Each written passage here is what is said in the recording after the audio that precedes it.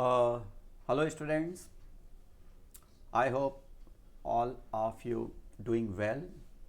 Today again we are going to start objective type question from the government textbook FYJC Commerce section. तो today we are starting chapter number 4 का multiple choice question, fill in the blanks, true and false, match the column, write in one word, complete the sentence और कुछ practical aspect. जैसा मैं हमेशा जब भी objective type question करता हूँ तो पूरे चैप्टर को रिवाइज करते हुए करता हूँ. जो सामने आपके ट्रू एंड फॉल्स होगा या मैच द कॉलम होगा उसे तो मैं एक्सप्लेन करूँगा, लेकिन उससे रिलेटेड और भी बहुत सारी चीज़ें आपको पता चल जाती है. तो आज भी हम लोग ऐसा ही करेंगे. चैप्टर नंबर 4 है लेज़र. इसके पहले 3 चैप्टर हमने पूरा कर दिया है. चलो let's begin with today's lecture. तो चैप्टर नंबर 4 है लेज़र.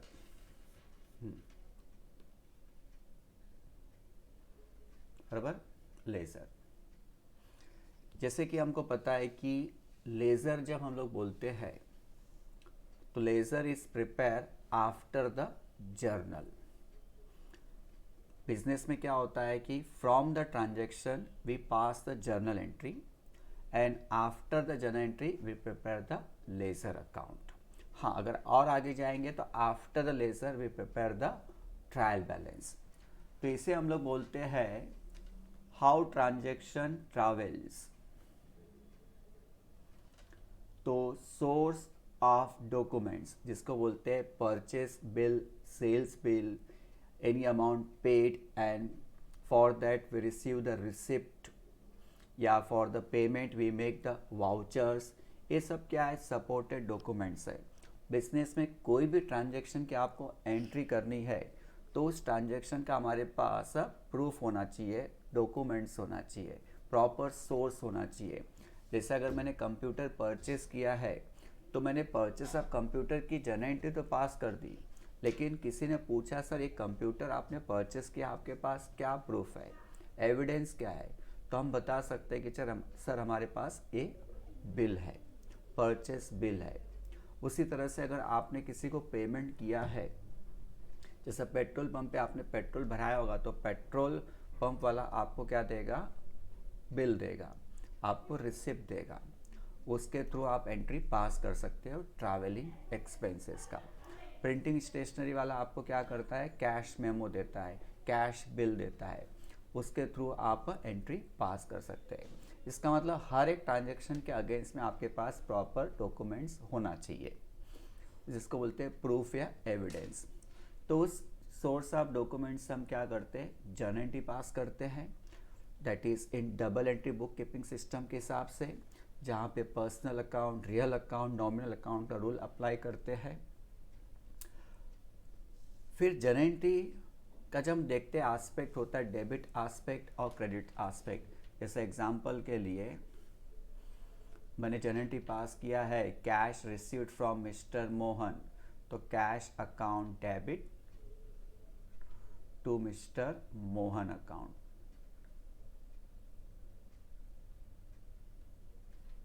मोहन्स अकाउंट 10,000. ओके, तो 10,000.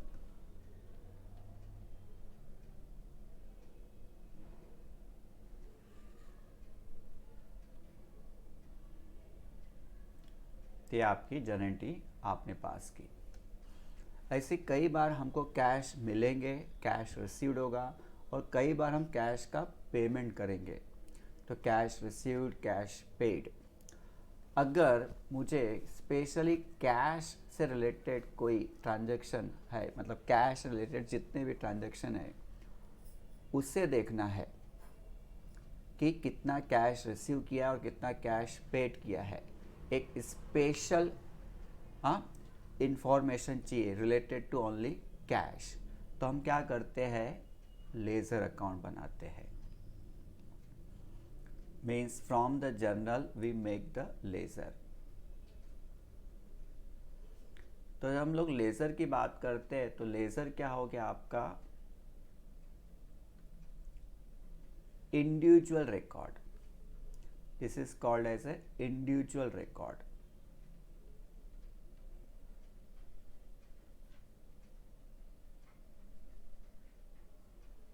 Individual record, for example, of cash account related to rent, how much rent paid throughout the year, related to sales, total sales of the year, related to purchases.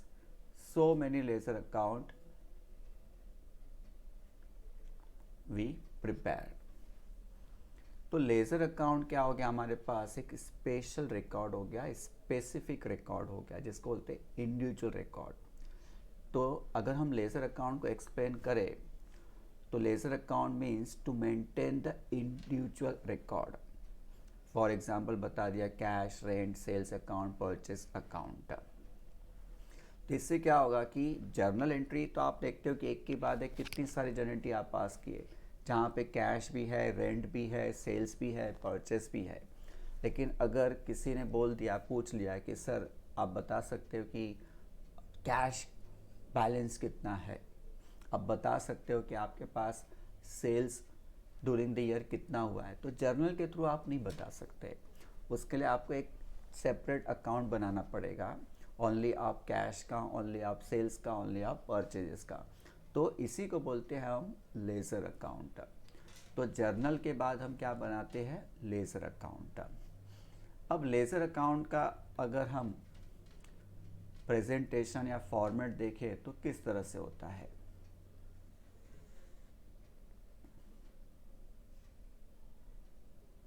इसमें अगर देखा जाए तो ledger account में laser account के middle में एक line हमने समझो बना दिया इस तरह से, एकदम मिडल में. थोड़ा सा इसको बड़ा कर देता हूँ. हाँ, तो इसका जो लाइनिंग होता है या रूलिंग होता है उसको ऐसा बोलते हैं left hand side and the right hand side of the ledger account. अब लेफ्ट हैंड साइड में जो रिकॉर्ड है वही राइट हैंड साइड में भी होगा. Date, particulars,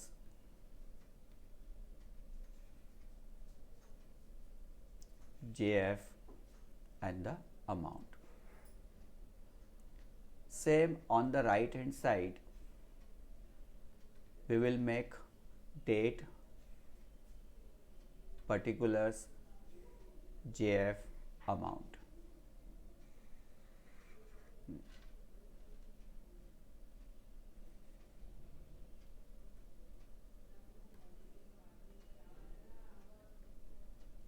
Debit, left hand side is called as a debit side, right hand side is called as a credit side. So left hand side debit side and the right hand side is a credit side.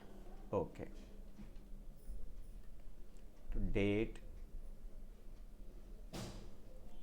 particulars, this is the ledger. So here we have to write the journal folio, then amount या तो rupees, date,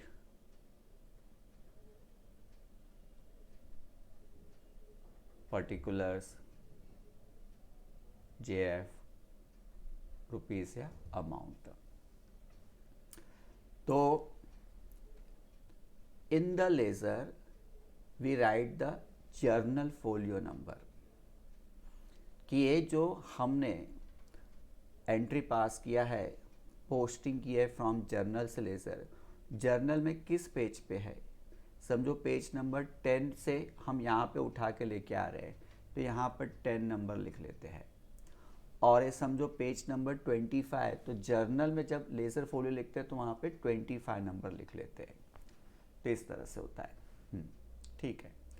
left hand side में जब हम लोग कोई भी posting करते हैं जर्नल का तो 2 से लिखा जाता है. Start with the word 2. Debit side में 2 से लिखते हैं और क्रेडिट साइड में start with the word by. अब सुनो ध्यान से. समझो मुझे कैश का लेज़र अकाउंट बनाना है। Cash account debit to mister A account, cash account debit to sales account, purchases account debit to cash account, rent account debit,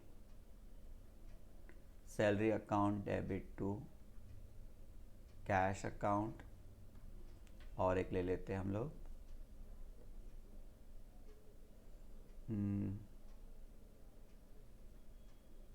cash account debit to sales to sorry cash account debit discount, short में थोड़ा लिख रहा हूँ मैं, received account debit to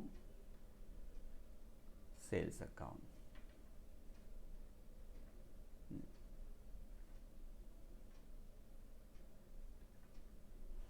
sir आप objective type question करा रहे हो तो ये सब क्यों कर रहे हैं? अब जब मैं ऑब्जेक्टिव करूँगा तो ये सब मुझे समझाने की ज़रूरत नहीं पड़ेगी, मैं उल्टा काम नहीं करूँगा, सीधा काम कर रहा हूँ, क्योंकि ऑब्जेक्टिव इसी सब पे बनता है ना, ऑब्जेक्टिव यही सब पे बनेगा। ठीक है, ये समझो 10-10 है, ये है 20, ये समझो है 5-5, दिस इज 4-1-2 कर देता हूँ, 6, दिस इज 7-3 एंड 10। ठीक है, चलो आप देख रहे हो जर्नल में जो भी जितने भी डेबिट होता है करस्पॉन्डिंग क्रेडिट उतना ही होना चाहिए। इसी को double entry book keeping system बोलते हैं कि every debit must equal to the credit. ठीक है सर, अब मुझे देखो, अब आपको पता चल रहा है कि कितने सारे कैश है जर्नल एंट्री के अंदर। अगर मुझे देखना है कि टोटल कैश रिसीव्ड कितना है, टोटल कैश पेड कितना है, और एज ऑन टुडे हमारे पास कैश इन हैंड मतलब कैश बैलेंस कितना है, ये हम नहीं देख सकते, जर्नल एंट्री से हमको नहीं पता चलेगा। तो इसके लिए हम एक इंडिविजुअल रिकॉर्ड मेंटेन करेंगे कैश के लिए, दैट इज लेजर अकाउंट। तो यहाँ पे मैं बना देता हूँ कैश अकाउंट। चलो दिस इज कैश अकाउंट।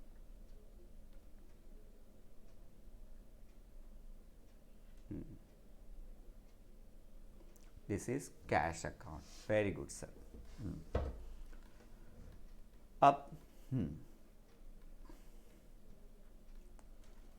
अब मैं इसका क्या करता हूँ, डेट यहाँ लिख देता हूँ, दिस इज 1 है, 4 है, 7 है, 9 है, 13 है, समझो ये मंथ है जैन 2021 का। ठीक है, चलो अब सुनो ध्यान से, we are preparing cash account, याद रखना कैश अकाउंट। इसका मतलब कैश से रिलेटेड जो भी एस्पेक्ट होगा उसे यहाँ पर लिखना है। कैश के घर पे जो आया होगा मेहमान उसे यहाँ पर लिखना है, बराबर। तो कैश अगर डेबिट में बैठा है तो उसका मेहमान क्रेडिट में होगा, इसका मतलब 2 से होगा, ये देखो यहाँ पे 2 से होगा।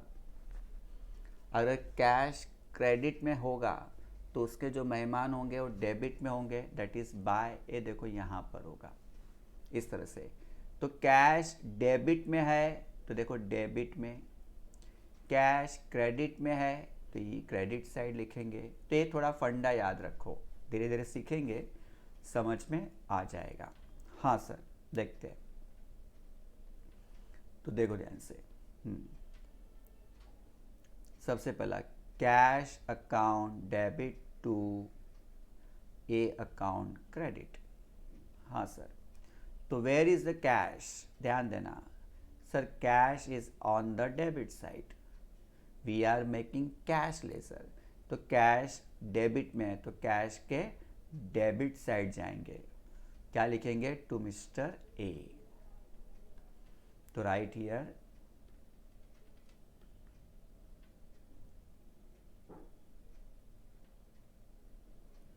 A's account. How much? 10 rupees. Date is 1. Jan लिख देता हूँ एक heading, Jan 21, Jan 21 first. Okay sir. Sir mister A का लेजर बनाएंगे तो मिस्टर ए क्रेडिट साइड है तो मिस्टर ए के क्रेडिट साइड में लिख देंगे by cash. Next, cash to sales. Cash again on the debit side है तो कैश के डेबिट साइड में जाएंगे, कैश के डेबिट साइड में जाएंगे. हाँ सर. डेट है 4 to sales account 20. Next, now the cash on the credit side. तो कैश के क्रेडिट साइड में जाके लिखेंगे by purchases 7.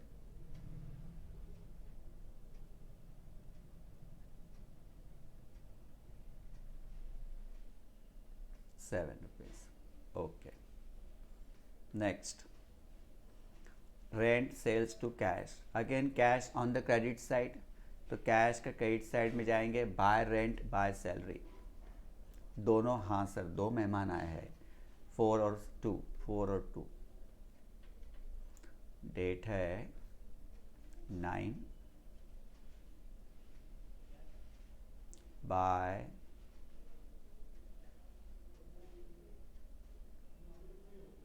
Rent account 4, again 9 by salary account. How much? 2. Very good. Next, cash on the debit side है तो इसका मतलब debit में जाके क्रेडिट की चीज़ें लिखते हैं तो ये खाली सेल्स लिखेंगे, लेकिन कैश कितने से डेबिटेड? 7 से, तो 7 आएगा. 2 सेल्स 7, 13. 2 sales account 13, 1 3. याद रखना कैश, सॉरी 7 है, 7. याद रखना कैश का ही अमाउंट लिखना है हमको, कैश का ही अमाउंट लिखना है. Very good sir. हो गया. ठीक है सर. अब मैं क्या करता हूँ, इसका टोटल करता हूँ, मतलब बैलेंसिंग करता हूँ. सुन लो ध्यान से, बैलेंसिंग कर रहा हूँ मैं. तो बैलेंसिंग करते समय हम ग्रेटर साइड देखते हैं कौन सा है. देखो यहाँ पर आपको दिखाई पड़ रहा है हियर इज 37 और यहाँ पर अगर आप देखो तो 13 है. हियर इज 37 और ईयर है 13, mean this is the greater side. तो जो ग्रेटर साइड होता है उसे पहला लिखेंगे, that we have to record first. तो देखो ये टोटल करते समय डबल अंडरलाइन सेम लाइन पे. This is 37.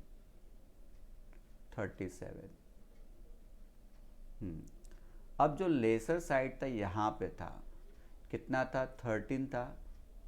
तो इसका मतलब 37 आया, उसमें से 13 चला गया. तो how much is the balance? Sir 24 will be the balance. तो बैलेंस कहाँ पे लिखेंगे? जो साइड लेसर साइड होता है, 24. सर डेट क्या लिखेंगे? उस महीने का लास्ट दिन 31 जैन. और जब भी बैलेंस करते समय एट द एंड, जिसको बोलते हैं क्लोजिंग बैलेंस,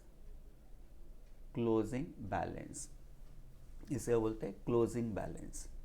और ये फिर अगले महीने के लिए ओपनिंग बैलेंस हो जाएगा. तो ये बाय है तो डेबिट साइड में आके लिख देंगे to balance brought down, BD.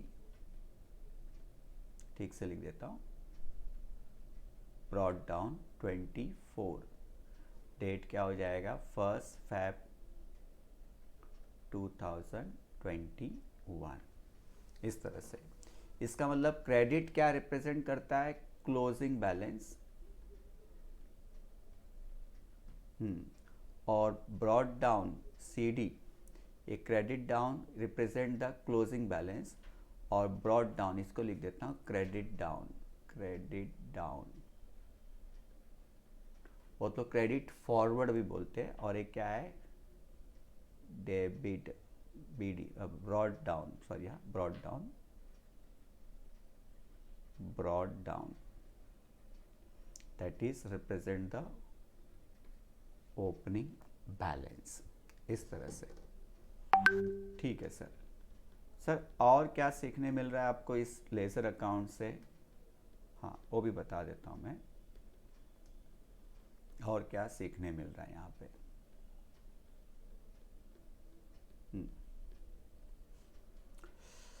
आप देख रहे हो कि कैश जो है दैट इज रियल अकाउंट है, cash is real account, property, assets, that is the real account.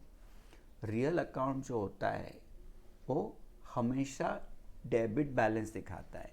Sir debit balance क्या होता है, क्रेडिट बैलेंस क्या होता है, वो भी सिखा दो आप। अब इसमें देखो कौन सा साइड ग्रेटर साइड था, सर डेबिट साइड ग्रेटर था, इसलिए इसे बोलेंगे this is debit balance. Debit balance मतलब ही it indicates debit side is greater than the credit side.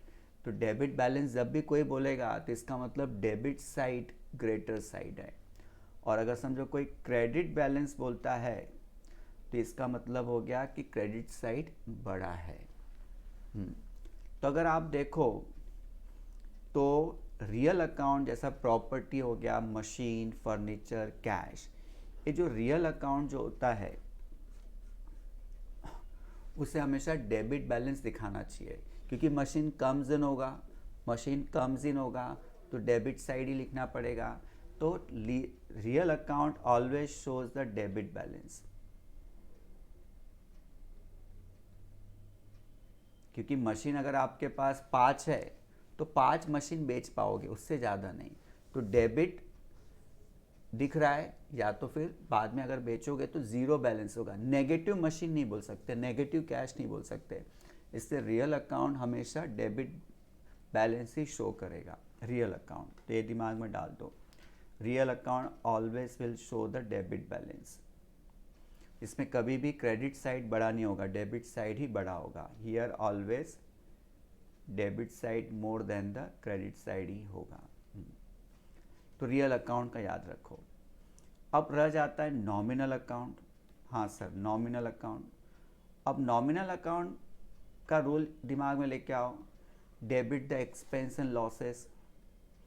इसका मतलब एक्सपेंस और लॉसेस बिजनेस का है, वो हमेशा क्या दिखाएगा आपको, डेबिट बैलेंस दिखाएगा।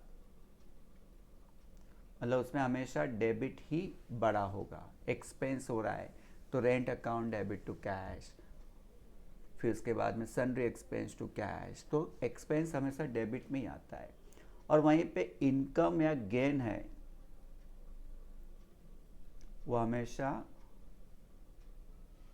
क्रेडिट बैलेंस शो करेगा, it will always show the credit balance. तो याद रखना एक्सपेंस के केस में हमेशा याद रखना है कि एक्सपेंस के केस में debit will be more than credit, और इनकम के केस में credit will be more than debit होगा। Very good sir. और दूसरी चीज, अगर आपका एक्सपेंस हो गया तो हो गया, इनकम हो गया तो हो गया, फिर अगली बार जब एक्सपेंस होगा तो नया होगा। इस महीने आपने टेलीफोन का बिल भर दिया, हो गया, फिर अगले महीने आप क्या करोगे, टेलीफोन का बिल नया भरोगे। उसी तरह से आपका कुछ इनकम हो गया, फिर अगली बार वापस से आप मेहनत करके नया इनकम क्रिएट करोगे। तो मेरा बोलने का मतलब क्या है, आप जब देखते हो कि रियल अकाउंट है, तो रियल अकाउंट में मशीन आपने खरीदा है तो तो उसे आप बार बार यूज़ कर सकते हो, मतलब उसका बैलेंस आप अगले साल भी यूज़ कर सकते हो। इस साल जो मशीन खरीदा है उसे आप अगले साल भी यूज़ कर सकते हो। इसका मतलब रियल अकाउंट में आप बैलेंस ट्रांसफ़र करोगे अगले साल के लिए, नेक्स्ट ईयर में बैलेंस ट्रांसफ़र करोगे, नेक्स्ट ईयर में आप बैलेंस ट्रांसफ़र करोगे, क्योंकि अगले साल भी आप यूज़ कर सकते हो। लेकिन एक्सपेंस और इनकम में बैलेंस ट्रांसफ़र होगा, लेकिन नेक्स्ट ईयर नहीं होगा। खाली हम एक इंडिकेट करेंगे इतना एक्सपेंस पूरे साल का है, वो अगले साल तो नया एक्सपेंस नया इनकम होगा।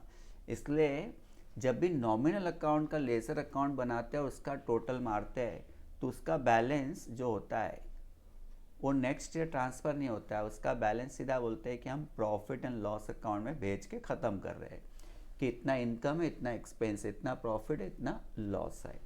इसका मतलब ये याद रखना है आपको कि जब भी नॉमिनल अकाउंट का बैलेंसिंग करते हैं, टोटल करते हैं, तो उसे हम लोग कहाँ ट्रांसफ़र कर देते हैं, प्रॉफिट एंड लॉस अकाउंट में। उसमें ऐसा ओपनिंग बैलेंस क्लोजिंग बैलेंस नहीं होता, उसमें जो बैलेंस होता है प्रॉफिट एंड लॉस अकाउंट में चला जाता है, रियल अकाउंट, नॉमिनल अकाउंट। फिर एक होता है तुम्हारा पर्सनल अकाउंट। अब पर्सनल अकाउंट मतलब रिलेटेड टू पर्सन, या तो आपका कोई कस्टमर होगा जहाँ से आपको पैसे लेने हैं, उसको बोलते हैं डेटर्स। तो डेटर्स के केस में हमेशा डेबिट बैलेंस होगा,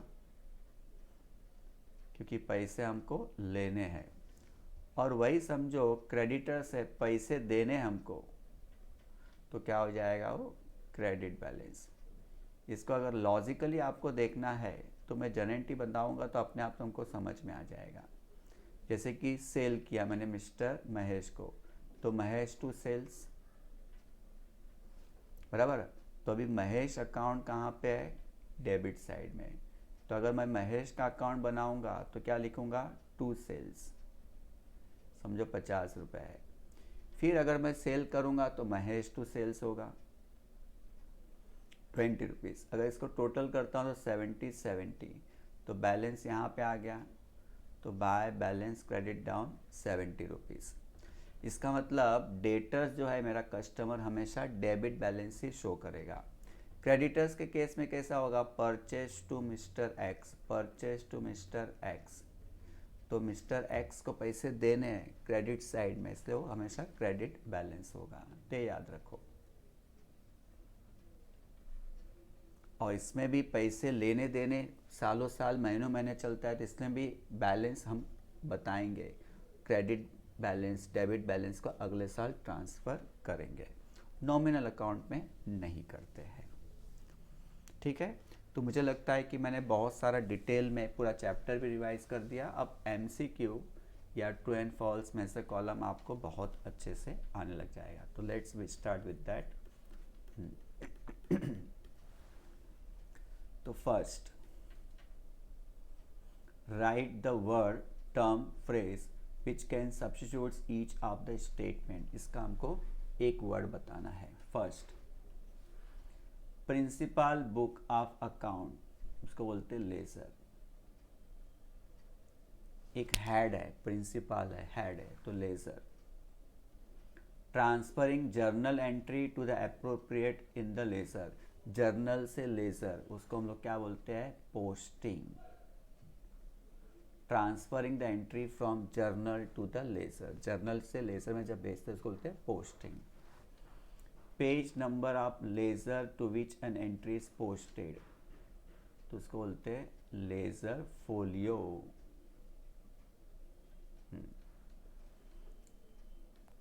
The process of extracting the balance and inserting it on the laser side of an account, अभी बताया बैलेंसिंग, उस प्रोसेस को हम लोग क्या बोलते हैं, बैलेंसिंग। टोटल जब मारते हैं और बैलेंस निकालते हैं तो उसी को बोलते हैं बैलेंसिंग। अब देखो, debit balance to the personal account, personal account में जब डेबिट बैलेंस होता है, डेबिट साइड बड़ा होता है, तो इसका मतलब वो कस्टमर है, डेटर्स अकाउंट। और credit balance to the bank, हाँ बैंक का थोड़ा सा अलग हो जाता है। बैंक अगर डेबिट साइड बढ़ा है तो उसे बोलते हैं हम लोग पॉजिटिव बैंक बैलेंस, और कल को बैंक उल्टा हो जाता है, क्रेडिट बैलेंस बड़ा हो जाता है, तो उसे बोलते हैं हम लोग बैंक ओवरड्राफ्ट। ये याद रखो, क्योंकि बैंक में हमारा नेगेटिव बैलेंस हो गया। सर चलता है, हाँ, अगर आपका करंट अकाउंट है तो आप नेगेटिव बैलेंस ले सकते हो, तो बैंक ओवरड्राफ्ट। अब ये ओवरड्राफ्ट क्या होता है, इसे डिटेल में हम लोग आने वाले चैप्टर में करेंगे बैंक रिकन्सिलिएशन में। तो बैंक ओवरड्राफ्ट, अगर यही डेबिट बैलेंस होता है तो बैंक बैलेंस बोल सकता था मैं। In account to be debited for goods damage by fire.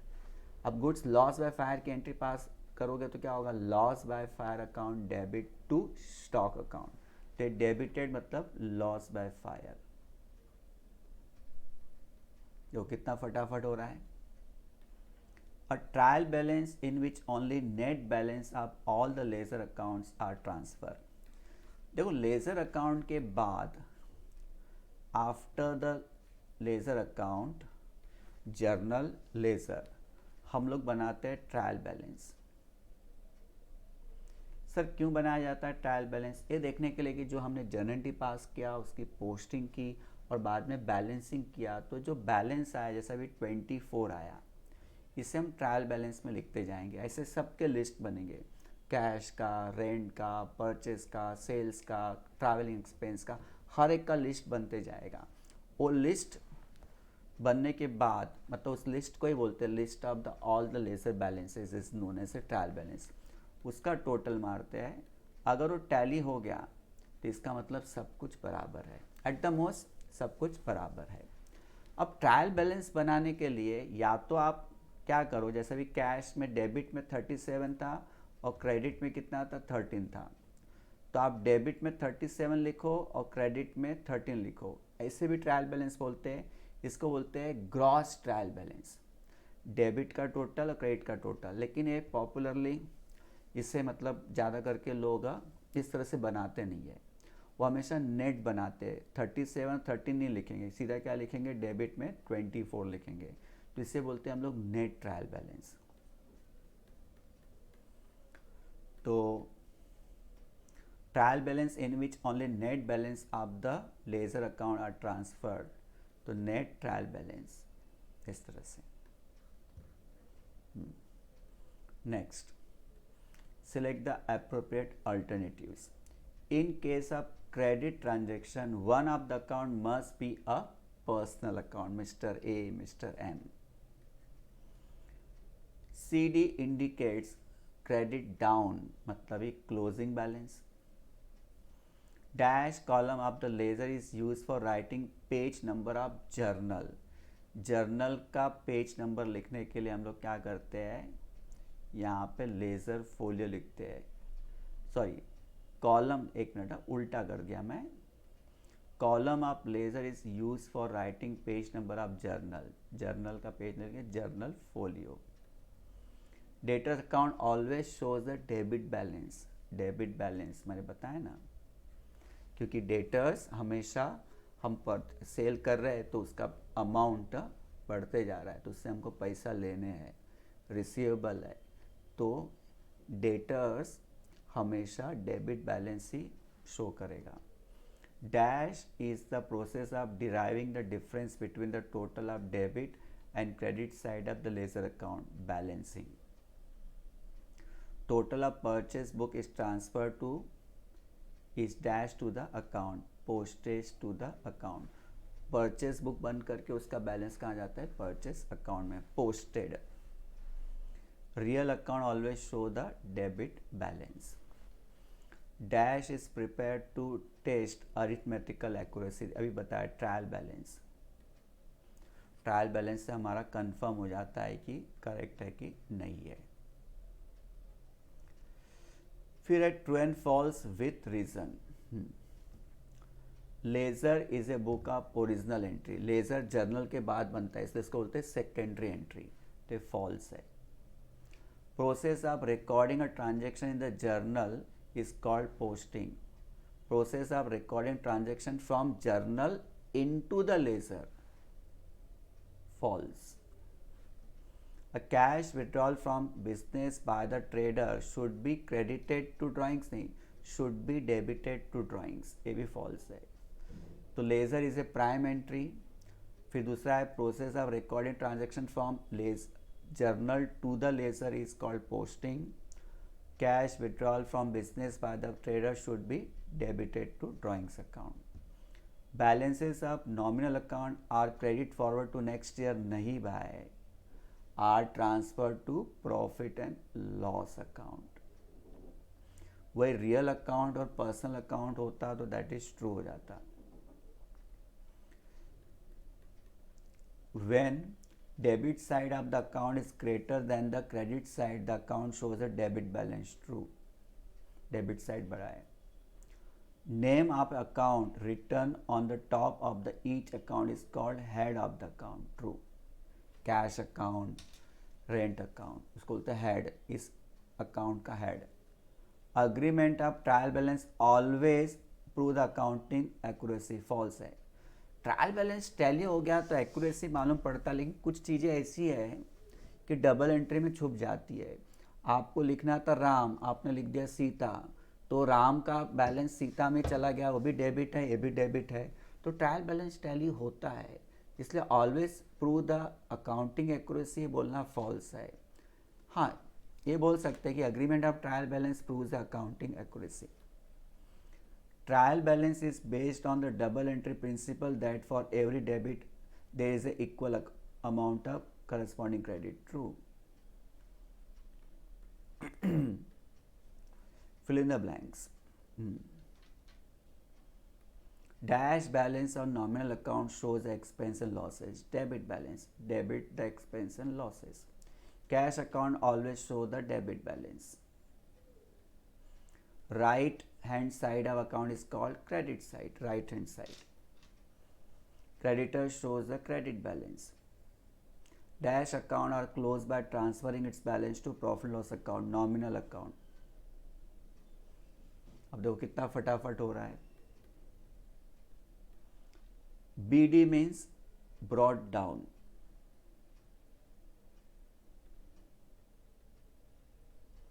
Rent paid for the residential quarter will be debited to drawings account, personal, residential purpose।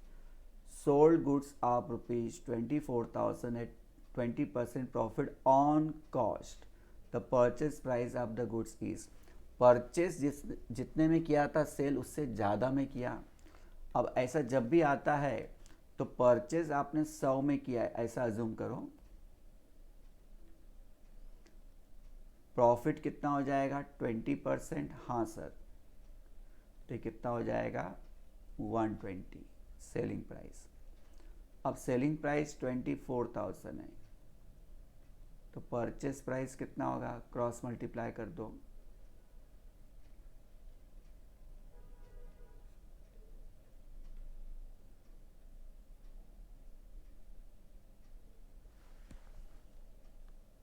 एक मिनट, 24,020 डिवाइड बाई 120 है, sorry, तो हो जाता है आपका एक एक ज़ीरो गया 5 और 6, अब 6 12 हो गया 12 2 3 4, 4,000 इंटू 5 20,000, तो 20,000 क्या हो गया परचेज प्राइस। इस तरह से आप कर सकते हो क्रॉस मल्टीप्लाई करके। नेक्स्ट है complete the following table. Journal के अंदर क्या करते हैं जर्नलाइज, और लेज़र में हम क्या करते हैं पोस्टिंग। सेल्स रिटर्न, बाहर गया माल वापस आया तो रिटर्न इनवर्ड। परचेस रिटर्न, अंदर आया माल बाहर जाएगा तो उसको क्या बोलते हैं return outward, that is called return outward.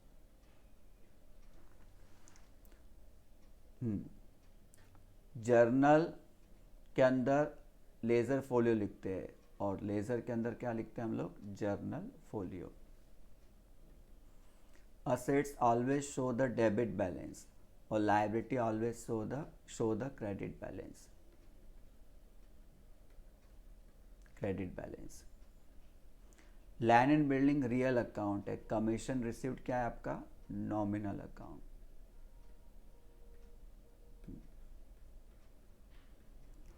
चलो,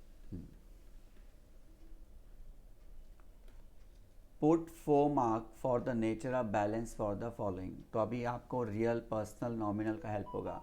कैपिटल क्या है? Liability, always show the credit balance 4। Goodwill assets है, always show the debit balance. Overdraft liability, always show the credit balance. Bills receivable assets show the debit balance. Creditors liabilities show the credit balance.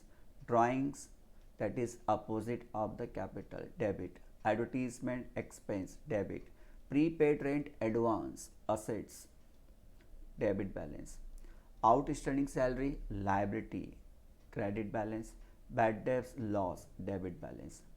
अभी आपका trial balance तैयार हो गया है, देखते हैं अभी। 4 4 3 4 5 6, तो कितना हो जाएगा? एक minute. Address, rent, advertisement, drawings, creditors, bills receivable, overdraft. हाँ, इन लोग ने टैली के हिसाब से नहीं बनाया हुआ है, क्योंकि टैली के हिसाब से बनाया हो जाता तो ट्रायल बैलेंस से टैली हो जाता, क्योंकि और सब तो हमने बराबर लिखा है। क्रेडिटर्स है, ड्राइंग्स है, एडवर्टीजमेंट, प्रीपेड रेंट, एडवांस है, सैलरी, और ये तो 8 12 16 20 24 होता है। 4 8 12 16, तो ये हम लोग को टोटल नहीं मारना है इसके अंदर। खाली बैलेंस दिखाना है, 4 मार्क लिखना है अपने, वो कहाँ पर आता है डेबिट। जैसे कैपिटल क्या है? लायबिलिटी है, इसलिए क्रेडिट बैलेंस है। गुडविल असेट्स है, assets always debit balance. Overdraft liability है, credit balance. Bills receivable assets है, डेबिट बैलेंस। क्रेडिटर्स लायबिलिटी है, credit balance. Drawing opposite of capital है, अपोजिट है कैपिटल का, इसलिए always show the debit balance. Advertisement expense, nominal account, debit the expense and losses. Prepaid advance है, advance मतलब ये assets, debit balance. Outstanding liability, पैसे देने हैं, क्रेडिट। और बैड डेब्ट्स लॉस है, debit the expense and losses, इससे debit में आ गया। तो ये तुम्हारा टेक्स्ट बुक के जो ऑब्जेक्टिव्स थे वो मैंने पूरे कर दिए। आई होप आपको पूरी तरह से समझ में आ गया होगा। Thanks, bye bye.